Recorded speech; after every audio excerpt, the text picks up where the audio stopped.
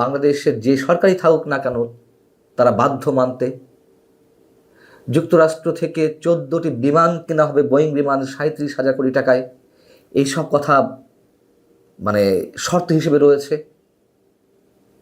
শর্ত বাংলাদেশ শর্ত দিয়ে এসেছে, বাংলাদেশকে অনেকখানি বর্গা দিয়ে দিয়েছেন ডক্টর ইউনূস।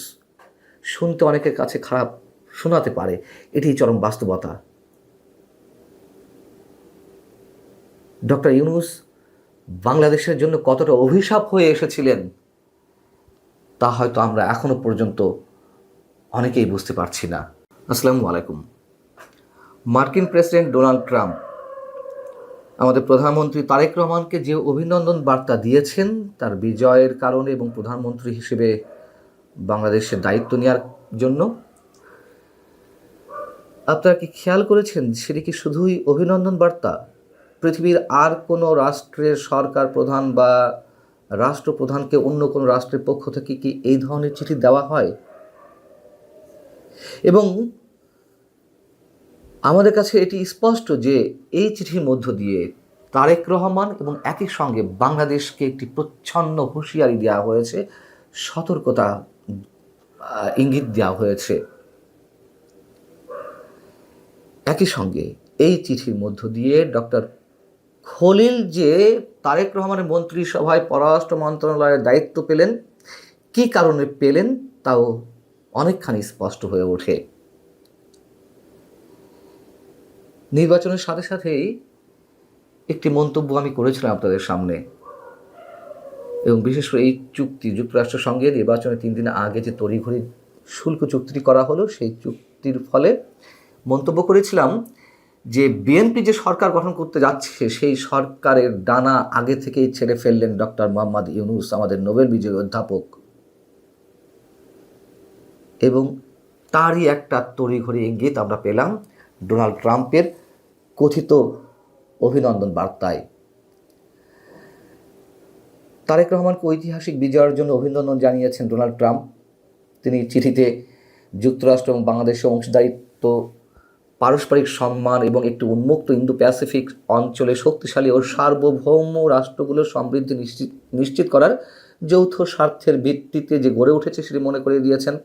নবনির্বাচিত প্রধানমন্ত্রীর নেতৃত্বে 2 দেশের বাণিজ্যিক সম্পর্ক আরও এগিয়ে যাবে বলে আশা প্রকাশ করেছেন। এই পর্যন্ত হলে ঠিক থাকতো, যে ফর্মাল কথাবার্তা এরকমই হয় 2 রাষ্ট্রের মধ্যে, কিন্তু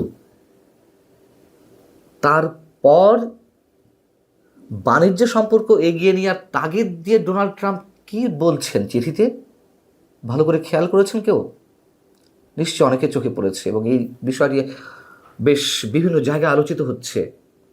তিনি বলছেন যে মেয়াদ শুরুর এই সময়ে আমি আশা করি আমাদের পারস্পরিক বাণিজ্য চুক্তি বাস্তবায়নের মাধ্যমে বাণিজ্যিক সম্পর্কের গতি ধরে রাখতে আপনি আমাকে সহায়তা করবেন। ভালো কথা।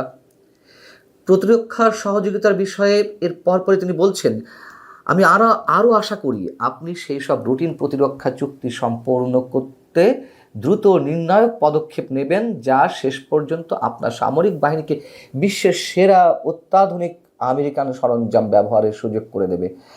এই চুক্তির মাধ্যমে আমাদের সামরিক বাহিনীকেও একদিক থেকে বেঁধে ফেলা হয়েছে।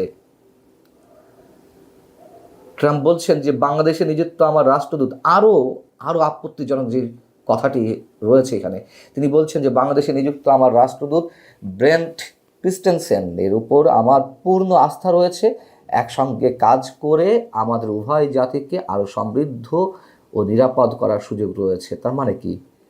অভিনন্দন বার্তায় সেই রাষ্ট্রের প্রতিনিধি বা রাষ্ট্রদূতের কথা উল্লেখ থাকবে, অর্থাৎ তিনি বোঝাতে চেয়েছেন ব্রেন্ট ক্রিস্টেনসেন যে বিশেষ এজেন্ডা নিয়ে বাংলাদেশে এসেছেন, তারই খানিকটা বহিঃপ্রকাশ ঘটিয়েছেন তার বক্তব্যের মধ্য দিয়ে।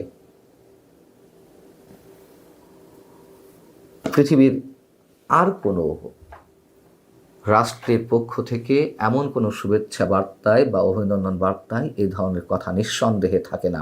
আমি শুধু একটু মনে করিয়ে দিই কম্প্যারিজনের জন্য, একটু তুলনা টানি।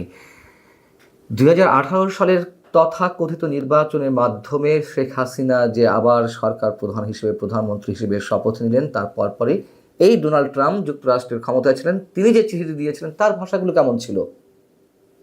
সেখানে তিনি দুই দেশে গণতান্ত্রিক অগ্রগতি এবং অর্থনৈতিক প্রবৃদ্ধি ও সমৃদ্ধির মধ্যে দুই রাষ্ট্রের যে যোগসূত্র রয়েছে সেটি মনে করিয়ে দিয়ে বলছেন, বাংলাদেশের অর্থনৈতিক প্রবৃদ্ধি আরও বাড়াতে বাংলাদেশের প্রধানমন্ত্রী মনোযোগ কেন্দ্রীভূত করবেন। একই সঙ্গে সুষ্ঠু ও পারস্পরিক বাণিজ্য ও বিনিয়োগ, মানবাধিকার রক্ষায় অঙ্গীকার, ব্যক্তির মত প্রকাশ ও গণতন্ত্রায়নের সরকারের মনোযোগ থাকবে বলে যুক্তরাষ্ট্র আশা প্রকাশ করছে। এই ধরনের কথাবার্তা ছিল, যা থাকে সাধারণত অভিনন্দন বা শুভেচ্ছা বার্তায় একসঙ্গে কাজ করার জন্য। এবং ট্রাম্পের যে চিঠিটি আগেই বলেছি, এর মধ্য দিয়ে সবাইকে চমকে দিয়ে ইউনূস সরকারের নিরাপত্তা উপদেষ্টাকে কেন পররাষ্ট্রমন্ত্রী করা হলো তারেক রহমানের মন্ত্রিসভায়, কেন তারেক রহমান বাধ্য হলেন অনেকখানি, সেই বিষয়টিও স্পষ্ট ইঙ্গিত দেয়। এই খলিলুর রহমান তো এই শুল্ক চুক্তি করার জন্য দেন দরবার করছিল, এবং অনেকে বলেন যে এই শুল্ক চুক্তি খুব সফলভাবে সম্পন্ন করার জন্য ডক্টর খলিলের যেই ক্যারিশমা সেটিকে মূল্যায়ন করতেই সম্ভবত তারেক রহমান তাকে তার মন্ত্রিসভায় নিয়েছেন। একেবারে বোগাস কথাবার্তা। বরং যুক্তরাষ্ট্রের পক্ষ থেকে তারেক রহমানকে বাধ্য করা হয়েছে, বা বিশেষ একটি শক্তির পক্ষ থেকে তারেক রহমানকে এটি করতে বাধ্য করা হয়েছে ডক্টর খলিলকে মন্ত্রিসভায় নিতে এবং এরকম একটি গুরুত্বপূর্ণ মন্ত্রণালয় দেওয়ার জন্য। আস্তে আস্তে সব স্পষ্ট হচ্ছে। তার চেয়ে বড় কথা, ও যে বলছিলাম যে বিএনপি সরকারের ডানা অনেকখানি ছেড়ে ফেলা হয়েছে, ব্যাখ্যাও আমি করেছিলাম। তারপরেও যদি একটু ছোট করে আপনাদের মনে করিয়ে দিই, এই চুক্তির ফলে চীন বা রাশিয়ার মতো রাষ্ট্রগুলো থেকে বাংলাদেশ কোনো অস্ত্র কিনতে পারবে না। আমাদের যে সামরিক বাহিনী, সেখানে চাইনিজ অস্ত্র বেশি ব্যবহৃত হয়,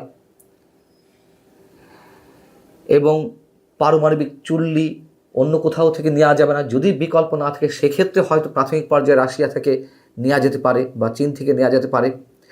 এই চুক্তি ভঙ্গ করলে যে 37% শুল্ক প্রথমে আরোপ করা হয়েছিল 2025 সালে, সেই 37% শুল্ক আবারও বাংলাদেশের উপর চাপিয়ে দেওয়া হবে।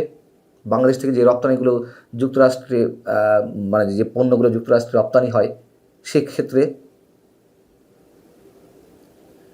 এবং অন্য কোনো দেশ বা প্রতিষ্ঠানের উপর যুক্তরাজ্য যদি কোনো ধরনের নিষেধাজ্ঞা দেয় সেটিও মানতে বাংলাদেশের যে সরকারই থাকুক না কেন তারা বাধ্য মানতে। যুক্তরাষ্ট্র থেকে 14টি বিমান কেনা হবে, বোয়িং বিমান, 37,000 কোটি টাকায়। এইসব কথা মানে শর্ত হিসেবে রয়েছে। শর্ত মানে বাংলাদেশ শর্ত দিয়ে এসেছে, মানে বাংলাদেশকে অনেকখানি বর্গা দিয়ে দিয়েছেন ডক্টর ইউনূস। শুনতে অনেকের কাছে খারাপ শোনাতে পারে, এটি চরম বাস্তবতা। ডক্টর ইউনূস বাংলাদেশের জন্য কতটা অভিশাপ হয়ে এসেছিলেন তা হয়তো আমরা এখনো পর্যন্ত অনেকেই বুঝতে পারছি না। তারেক রহমানের সরকারের ভবিষ্যতে কি ঘটবে সেটুকু ভেবেও আমরা যথেষ্ট পরিমাণ আতঙ্কিত। ভালো থাকুন সবাই। আল্লাহ হাফিজ।